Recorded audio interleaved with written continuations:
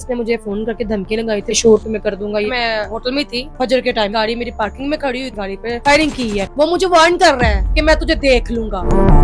Stage dancer Hina Sheikh की गाड़ी पर मुबैना तौर पर फायरिंग का मामला। फायरिंग किसने और क्यों करवाई? ये वाकया कब पेश आया और आप उस वक्त कहाँ थी जब फायरिंग हुई? मैं जब ये वाकया पेश आया, मैं अपने होटल में थी, रूम में थी, ठीक है। तो ये गाड़ी मेरी पार्किंग में खड़ी हुई थी जब ये वाकया हुआ है। तो जब फायरिंग की आवाज़ सुनी मैंने, तब देखा नीचे भागी गई कि मेरी गाड़ी पे फायरिंग हुई है। और ये ड्रामा करने के लिए गई थी मेरे 7 अगस्त वाला फैसलाबाद में। तो संडे की रात को, मतलब सुबह फजर के टाइम ये वाकया पेश आया। अच्छा, मुझे ये बताएं कि आपने एफआईआर दर्ज करवाई है, उसमें जो है सिल्क को जो है नामजद किया गया है। आपका उसके साथ कुछ झगड़ा चल रहा था या आपको किस तरह मालूम है कि उसने फायरिंग करवाई? जी देखिए, उसके साथ मेरा झगड़ा कोई आज से नहीं है, हमारी सुलह भी होती रही है, तल्ख कलामी भी होती रही है। इसने 7 से 8 साल पहले भी मुझ पे फायरिंग करवाई थी, लेकिन उसके बाद स्टेटस मालकार ने जो बैठ कर हमारी सुलह सफाई करवाई, रफा दफा बात करवाई जैसे भी। उसके बाद भी इसने काफ़ी ज़्यादा ये पंगे लिए हैं स्टेज आर्टिस्ट के साथ, प्रोड्यूसर्स के साथ। इसका रिकॉर्ड ही यही है। और यही बात आप ये कह रहे हैं कि मैंने इसका नाम क्यों लिया, किस बुनियाद पे लिया है, तो बुनियाद यही है कि इसके साथ मेरी बनती नहीं है। 1 मिनट की भी इसकी और मेरी अनबन नहीं आती, ठीक है ना। अनबन हमारी चलती रहती है। वो इस वजह से कि ये हसद की मारी औरत है, ये इसको सिर्फ हसद करनी आती है, इसके अलावा इसके पास कोई काम भी नहीं है। क्योंकि ये इस हद तक ये औरत जा सकती है, मेरा इसके अलावा किसी के साथ कोई ऐसा लेना देना नहीं है कि जो मैं कहूँ कि शक की बुनियाद पे कि मैं इसको ये घसीट दूँ या इसको घसीट दूँ। ये इसी बीबी का काम है, क्योंकि ये हसद की मारी है, ये चीज़ें बर्दाश्त नहीं करती किसी के पास कुछ भी आ जाए। इससे कहती कि सिर्फ जो भी है मेरे पास हो, किसी के पास ना हो। अच्छा, ये बताइएगा गाड़ी कौन सी थी और कितने दिन पहले जो है आपने ये गाड़ी अभी ली है? जी, मेरे पास जेट और थी जो न्यू मॉडल है, ठीक है। तो मुझे भी तकरीबन 1 मंथ भी नहीं हुआ इस गाड़ी को लिए हुए। कितना नुकसान हो गया है गाड़ी का? गाड़ी का जो लॉस हुआ है वो मेरे ख्याल से 18-19 लाख रुपया होगा। अच्छा, ये बताइएगा ये जो सीसीटीवी सामने आई है जिसमें 2 मुल्जिमान जो वो देख सकते हैं फायरिंग कर रहे हैं, क्या आपने उनको पहचाना कि ये मुल्जिमान कौन है? जी बिल्कुल, मैंने पहचाना है, क्योंकि मेरा और सिला की अनबन हुई थी आज से तकरीबन को 1.5 साल पहले, ड्रामे के हवाले से ही, ठीक है।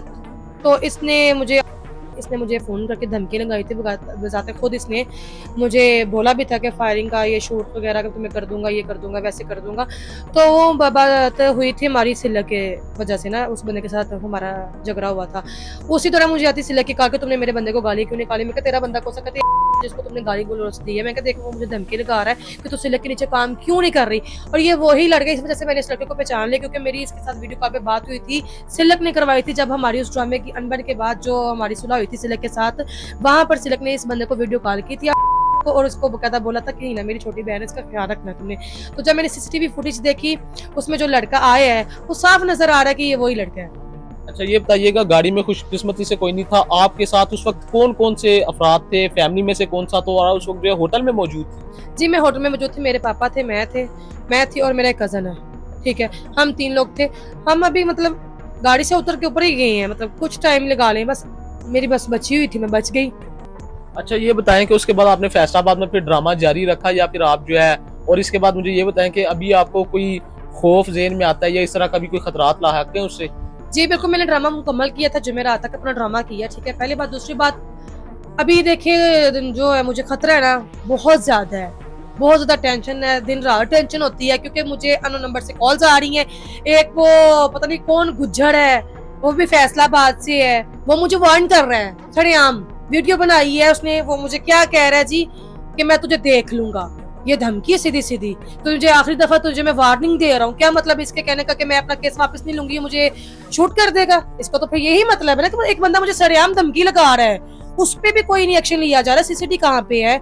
आपसे रिक्वेस्ट है, ये देखे हम आर्टिस्ट लोग हैं, हमें तहफ़्फ़ुज़ दें, ऐसे लोगों को पकड़ें, आपकी मेहरबानी है, रेस्ट करें ऐसे लोगों को। मुसलसल मुझे कॉल्स आ रही हैं नो नंबर से, ठीक है। मुसलसल मेरे खिलाफ वीडियोस बनाई जा रही हैं, मुसलसल मुझे डराया धमकाया जा रहा है। मुझे 24 घंटे खतरा है, मेरी फैमिली को खतरा है, मुझे खतरा है, मेरे बाप को खतरा है। क्योंकि जाहिर सी बात है, जब मेरे पास कोई आएगा, मेरा बाप ही आगे होगा ना, तो बेटी तो नहीं वो ऐसे अपने सामने जाने देगा, ठीक है। तो मेरे बाप की जान को भी खतरा है, मेरे बाप को भी गाली गलौज दी जा रही है, सिलक भी गाली गलौज दे रही है, सरेआम कह रही है कि मैं इतने बंदे लेकर गई थी, अगली तारीख में मैं इतने बंदे लेकर आऊंगी। और रही बात वो उस बंदे की गुज्जर की, वो मुझे अब कह रहा है कि तुमने 2 तारीख को आना है फैसलाबाद, ठीक है, अदालत आना है, तुम वापस जाकर दिखाना, इसका क्या मतलब है? आपकी मेहरबानी, इसको देखा जाए, ध्यान दिया जाए इस चीज की तरफ। अच्छा, ये बताइएगा कि फैसलाबाद पुलिस ने मुकदमा दर्ज कर लिया, क्या पेशरफ हुई है? पुलिस ने कोई मुलजमान गिरफ्तार किए कि नहीं? देखिए, मुलजिमान तो भी कोई गिरफ्तार नहीं किए गए, ठीक है। मैंने FIR दर्ज करवाई थी थाना मंसूराबाद में, फैसलाबाद में, तो मैंने नामजद किया था सिल्क को, ठीक है। और जब मैंने CCTV फुटेज देखी तो मैंने इनको बताया था कि लड़का है, इसको अरेस्ट किया जाए, यही शूटर है जिसने गाड़ी पे फायरिंग की है।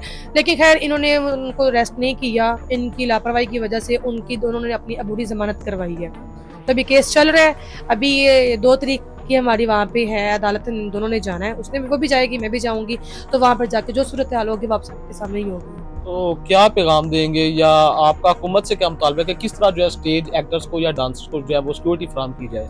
देखिए, सिक्योरिटी तो मैंने पहले भी बहुत ज़्यादा अपनी वीडियोस में बयान दे चुकी हूँ, कह चुकी हूँ कि सिक्योरिटी सबसे पहले है, ठीक है। क्योंकि जो भी मामला होते हैं, इंक्वायरी तो मामला वो बाद में देखे जाते हैं, जाने वाला तो चला जाएगा, लेकिन फायदा फिर बाद में इंक्वायरी करने का या तफ्तीश करने का, ये करो वो करो, किसने किया, फिर फायदा कोई नहीं बाद में, क्योंकि जब इंसान ही चला जाना है फिर पीछे कुछ भी नहीं बचता।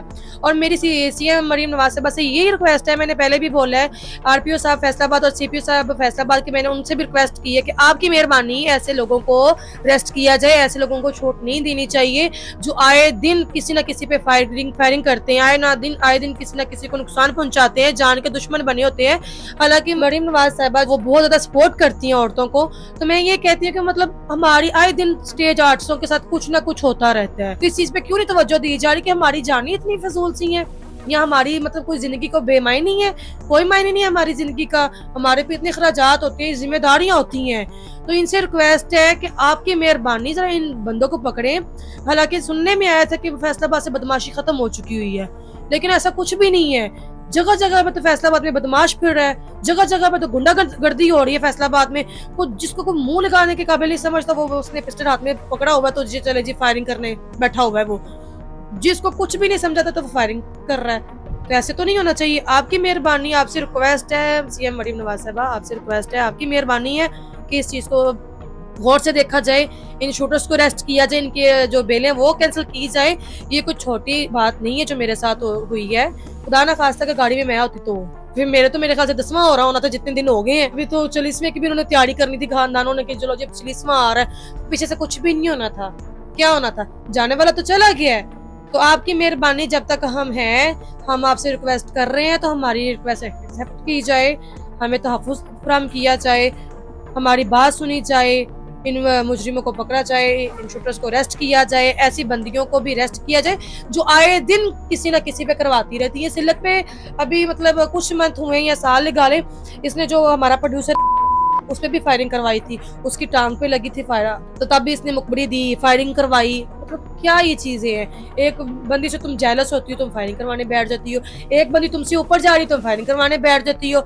पता नहीं तुम्हारे ज़हन में 24 घंटे हसद ही रहते हैं, इसके अलावा तुम्हारे पास कोई काम नहीं है बीबी।